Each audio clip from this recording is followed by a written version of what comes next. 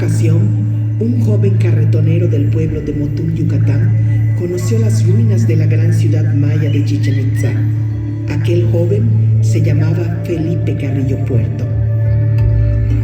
Tanin Shimba Ticupejilok Tzitas. Andando por este camino de Tzitas, trabajando como ustedes trabajan para ganarme el sustento, un vigilante de estas ruinas me dijo: ¿por qué no vienes unos instantes a Chichén para que veas las grandes obras hechas por los grandes hombres antiguos? Abandoné mis carros en el pueblo por unas horas y llegué a las ruinas. No puedo expresarles lo que sucedió en mi corazón. Pasé 4 días llorando en este lugar y en muchos otros. Y sentí el alma llena de una enorme amargura. Y fue entonces cuando me pregunté: ¿hasta qué tiempo esas obras podrán ser conocidas por todos? ¿Y qué tiempo más pasarán ignoradas para la mayoría las obras de esos hombres antiguos?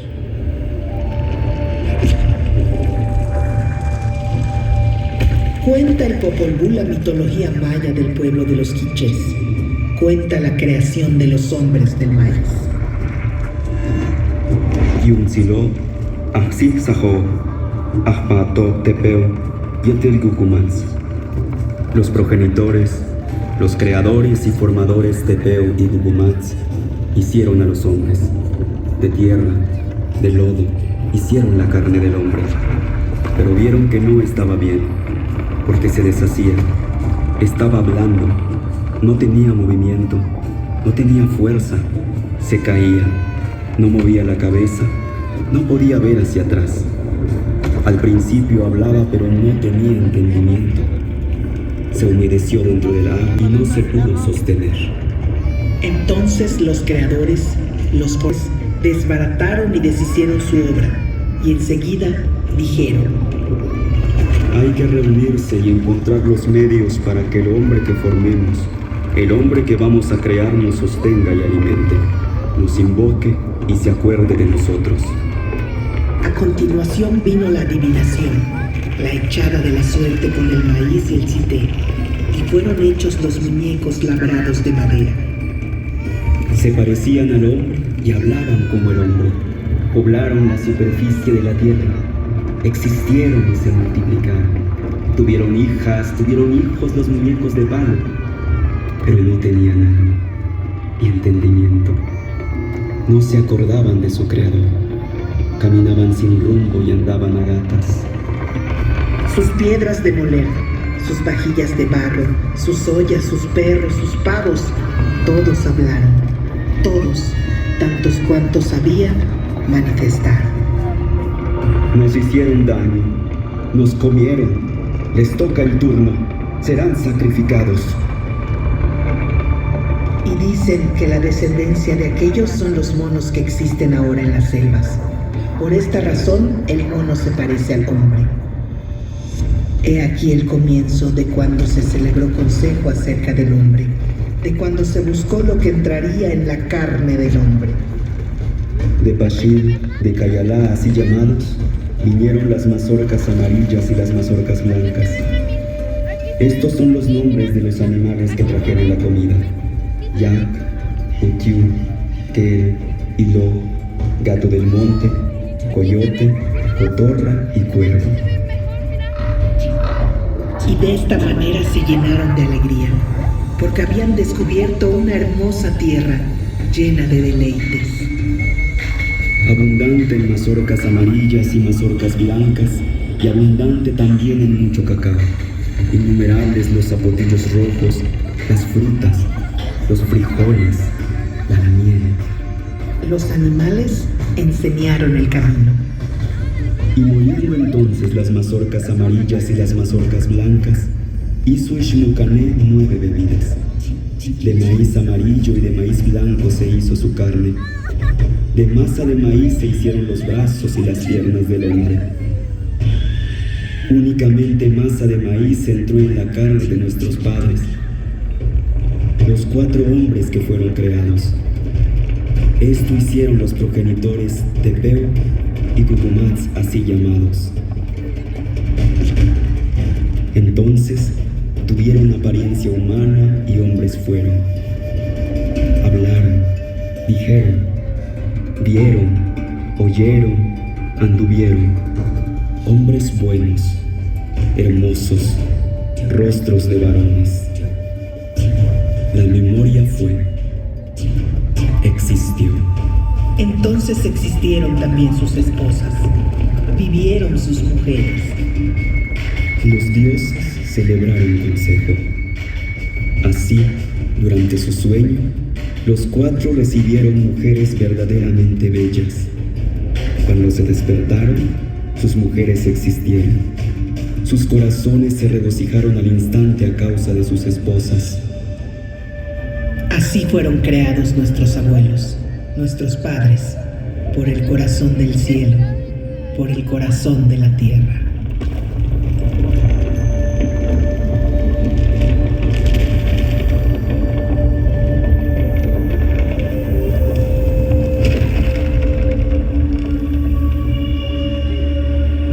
La civilización maya floreció en lo que hoy son los estados de Yucatán, Quintana Roo, Campeche, Tabasco y Chiapas, los países de Guatemala y Belice y el occidente de Honduras y El Salvador.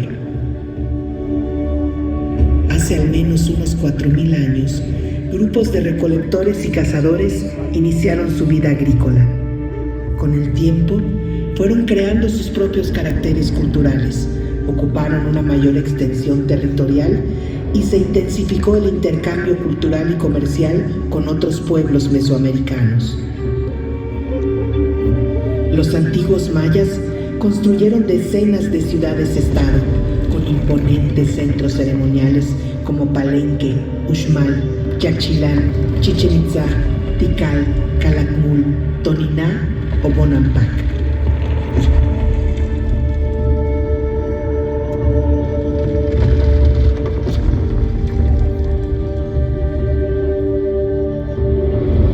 Al igual que otros pueblos de Mesoamérica, los gobernantes mayas también eran líderes religiosos. Lo terrenal era una réplica de lo divino. El soberano era el intermediario entre el dios patrono y la colectividad, por lo que era tenido por sobrehumano.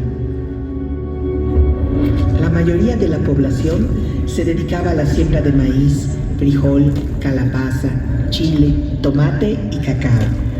El tributo que entregaban alimentó a la clase dirigente y a los constructores y escultores de los recintos ceremoniales, artesanos, pintores y escritores de los códices, quienes crearon un arte esplendoroso.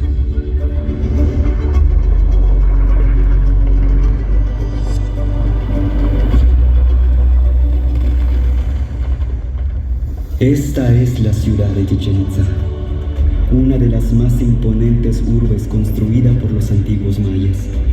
Su mayor esplendor tuvo lugar entre los años 900 y 1200 de nuestra era, cuando llegó a ser habitada por más de 50,000 personas. Es una ciudad cosmopolita y diversa, corazón de toda la península.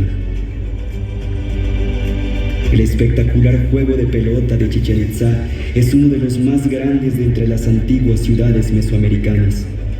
En un enorme friso, la cabeza del perdedor decapitado representa la pelota para el juego, un sacrificio humano necesario para el orden divino.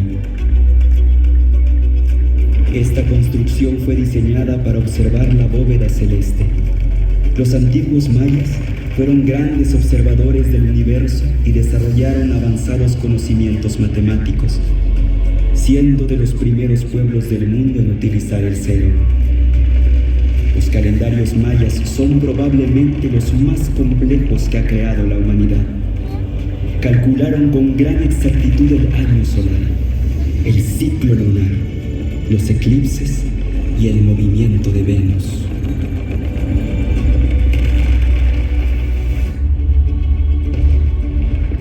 Entre las deidades más veneradas por los mayas está Chá, el dios del agua y de la lluvia, y quien le abre camino, Kukulcán, la serpiente emplumada, también conocido como Quetzalcóatl, Cucumatz o X'Osau. A partir del siglo IX, por influencia del centro de México, los mayas de Chichén Itzá integraron a su cosmogonía a Kukulcán, divinidad que domina esta gran pirámide.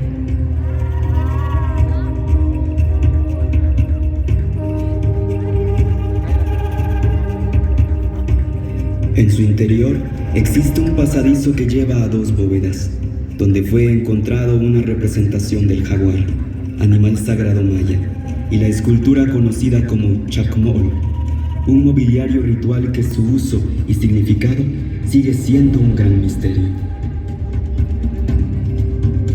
Cada solsticio de primavera, en esta pirámide se observa descender a Kukulcán, ser divino que provoca el flujo de las sustancias entre el mundo de los dioses y el mundo de los hombres. Es el extractor. Como viento abre camino a las lluvias, como Venus abre camino alternadamente al sol y a las sombras de la noche. Como señor de los árboles cósmicos abre el camino calendárico a los dioses transformados en tiempo. Extrae al género humano y al niño que nace. Extrae para el pueblo la luz, el calor y el alimento. Kukulcán sostiene el cielo.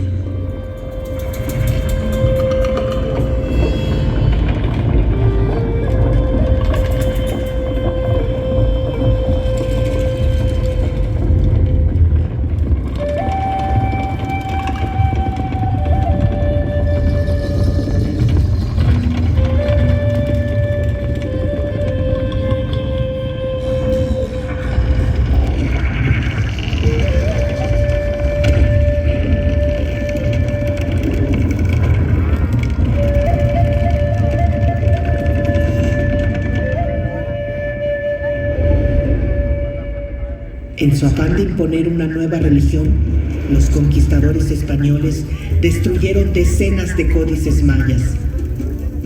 Hoy solo conocemos 3 y algunos escritos posteriores a la conquista. Los Chilambala cuentan las alianzas, guerras y migraciones de los pueblos de la península de Yucatán, así como las profecías de un tiempo que consideraban cíclico. Narran la historia de los Itzáes, brujos del agua, constructores de Chichén Itzá. También cuentan la llegada de los españoles.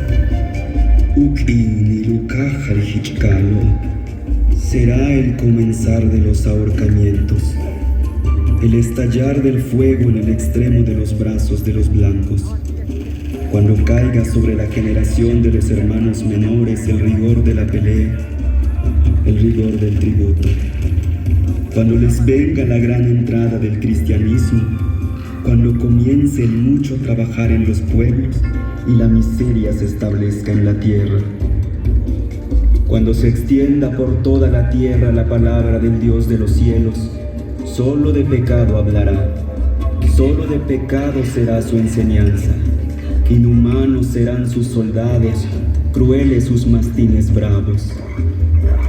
Ay, entristezcámonos porque llegaron. Ay del Itzá, brujo del agua, que sus dioses no valdrán ya más.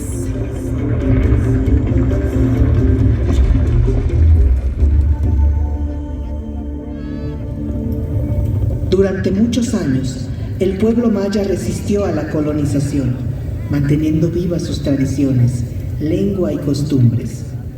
Sin embargo, durante la colonia se formó una casta que dominó la península por mucho tiempo.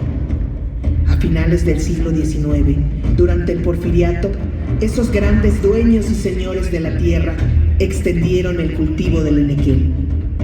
Los campesinos que antes tenían cierta libertad de sembrar sus propias parcelas fueron arrastrados a las haciendas, donde nacían y crecían como peones acasillados. Los mayas, junto con miles de indígenas capturados en el estado de Sonora, fueron sometidos a la esclavitud por deudas, a trabajos forzados, a castigos corporales y a un profundo desprecio por su cultura. Un hacendado así justificaba el maltrato. Es necesario pegarles, es muy necesario, porque no hay otro modo de obligarlos a hacer lo que uno quiere. ¿Qué otro medio hay para imponer la disciplina en las fincas? Si no los golpeáramos, no harían nada. Contra esas condiciones, los mayas se rebelaron. Cuando triunfaron los revolucionarios del norte contra la dictadura de Victoriano Huerta, en Yucatán, las cosas comenzaron a cambiar. En 1915, el general Salvador Alvarado es nombrado gobernador provisional de Yucatán con la encomienda de llevar a cabo el programa de la revolución. Carrillo Puerto lleva 2 años en el Ejército Libertador del Sur. Aprende de la lucha de los zapatistas y ayuda a repartir la tierra en la región de Cuautla. Allá andaba cuando recibe noticias de su tierra. Me avisan que el general Alvarado está repartiendo tierras entre los mayas. Yo estoy muy contento aquí, ayudando a que los campesinos de Morelos reciban también sus tierras. Pero aquí tienen a Zapata, así que yo no hago falta. Me voy a Yucatán. El gobierno de Alvarado suma a Carrillo Puerto a la tarea de repartir tierras en Motul. La participación del pueblo crece. Se realizan encuentros de obreros y campesinos. Se convoca al primer Congreso Feminista de México y se funda el Partido Socialista de Yucatán. Al frente de este partido, Carrillo Puerto organizó las ligas de resistencia. Poblado por poblado, en caseríos y haciendas, al grito de tierra y libertad, se organizaron miles de indígenas mayas. En 1917, los socialistas yucatecos ganaron las elecciones. Un trabajador ferrocarrilero es elegido gobernador y Carrillo Puerto diputado. Las fuerzas desatadas provocan algo imposible de imaginar años antes. En Motul se reúnen los hombres del maíz. Dirigentes de todas las regiones de Yucatán dan su voz. Hay que sembrar maíz y ser autosuficientes. Hay que regenerar la comunidad, reanimar la cultura y recuperar la dignidad.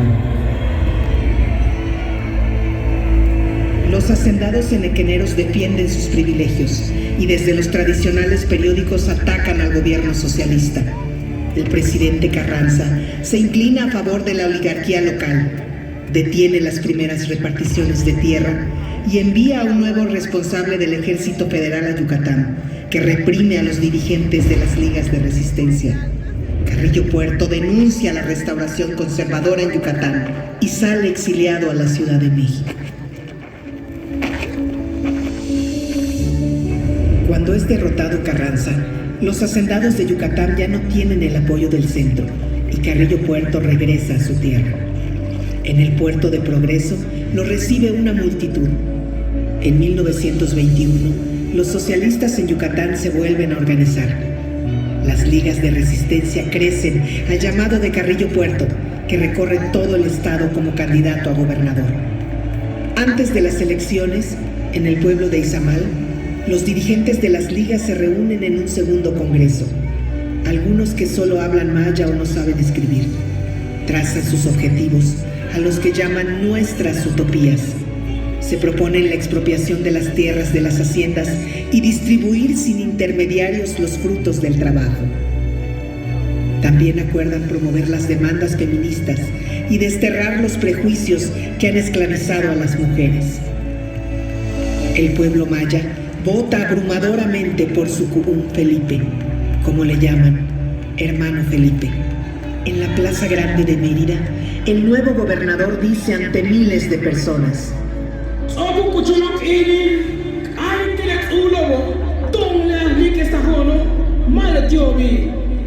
ha llegado el momento de decirle a los señores que somos nosotros los constructores y no ellos. Hay que decirles que sin los trabajadores no existiría esta catedral suntuosa, que sin los trabajadores no existiría este palacio, que sin los trabajadores no existirían los ferrocarriles. Compañeros, la tierra es de ustedes que han nacido aquí, que aquí han crecido, que aquí han gastado encorvados en el campo, cortancas para el amo que se apoderó de la tierra. En los 2 años que duró el gobierno de Carrillo Puerto, la justicia se abrió paso. 80,000 familias mayas reciben sus parcelas en tierra común. Todos los jueves va el gobernador a los pueblos a firmar la restitución de las tierras a sus dueños originarios. Los peones se mudan de las grandes propiedades donde vivían y construyen sus hogares en los pueblos. Carrillo Puerto abre escuelas, funda la Universidad del Sureste, inaugura carreteras e inicia los trabajos de restauración de Chichén Itzá. Y no se detiene. Promueve el idioma maya, que se enseña en las nuevas escuelas. Reparte miles de libros en las comunidades, entre estos el Popol Vuh y el Chilambala. Quiere animar la cultura en todos los pueblos y las ligas son el espacio comunitario para la organización. Por esos días, Carrillo Puerto escribe: Cada liga tiene una banda u orquesta, ya que nuestra gente es demasiado triste y tiene que aprender a cantar y bailar, no solo sus bellas canciones, sino también otras danzas más alegres y tonadas más libres. Ellos han sido esclavos por tanto tiempo que han olvidado cómo jugar. Los esclavos no juegan, y las personas que juegan no son esclavos. El futuro de Yucatán pertenece a los mayas.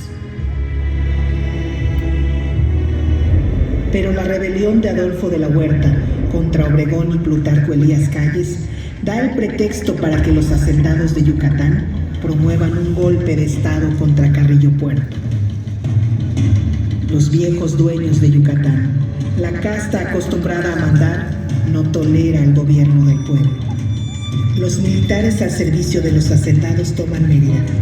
Carrillo Puerto, con sus colaboradores más cercanos, viaja a Motul, mientras los golpistas los persiguen. En la estación del tren de su pueblo los reciben miles. El pueblo no está armado y Carrillo Puerto quiere evitar una masacre. Entonces pide a la gente que regrese a sus casas. En su escape busca el mar para embarcarse, pero es capturado y sometido a un juicio sumario.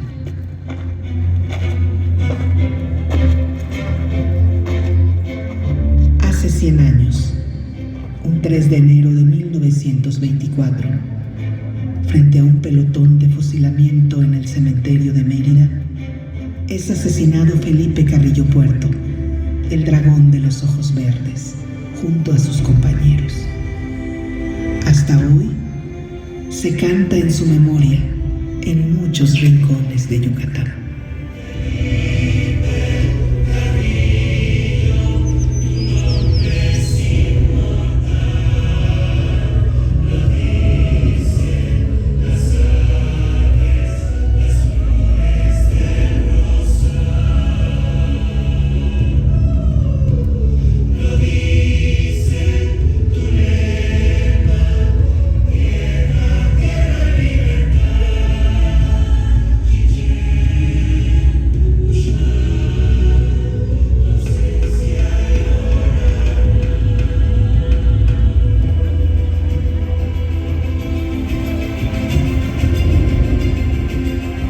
Más de 1000 años después de construir esta gran pirámide, 100 años después de la revolución de Carrillo Puerto, las mujeres del maíz, los hombres del maíz, los indígenas mayas, siguen construyendo sus propios caminos.